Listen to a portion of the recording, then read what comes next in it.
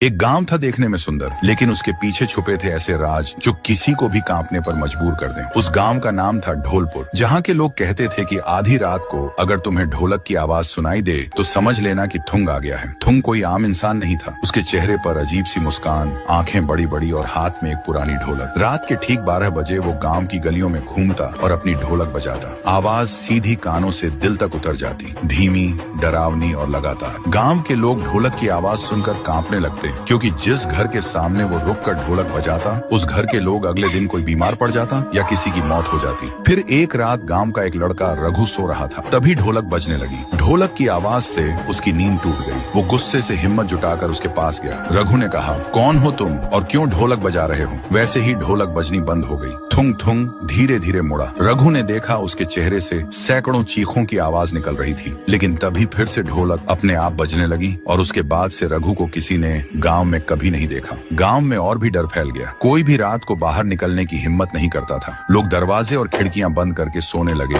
क्योंकि ढोलक की आवाज इतनी डरावनी थी कि पूरा शरीर कांप उठता था। उसी गांव में एक लड़की थी, गौरी। उसका भाई रघु ही था। उसने कसम खाई थी कि वह पता लगाकर रहेगी कि उसके भाई को थुंग थुंग कहाँ ले गए। सुबह गौरी गांव के एक बुजुर्ग के पास गई और उसने पूछा, दादा ये थुंग थुंग कौन है? बुजुर्ग कांपते हुए बोला, बेटी थुंग थुंग कभी इस गांव का ढोलकिया था, लेकिन कई साल पहले एक शादी में ढोलक बजाते बजाते अचानक मर गया था। कहते हैं तब से उसकी आखिरी सांसें उसी ढोलक में कैद हो गईं और तभी से वह आधी रात को ढोलक बजने लगती है। ये सुनते ही गौरी के होश उड़ गए, लेकिन फिर भी उसने तय किया कि वह उसी जगह जाएगी जहां वो शादी हुई थी। फिर रात के ठीक 12 बजे जब गांव में ढोलक बजनी शुरू हुई, गौरी ने हिम्मत जुटाई और उस आवाज के पीछे चलने लगी। अंधेरे में चलते चलते वो उस जगह तक पहुंच गई। वहां उसने देखा थुंग थुंग नाचते हुए बहुत जोर जोर से ढोलक बजा रहा था। गौरी ने कांपते हुए पूछा, मेरा भाई कहाँ है? थुंग थुंग अचानक रुका। उसकी आंखें जलने लगी और ढोलक अपने आप बजने लगी। तभी ढोलक के अंदर से एक चीख सुनाई दी। गौरी डर से भागने लगी। तभी एक आवाज आई, बहन।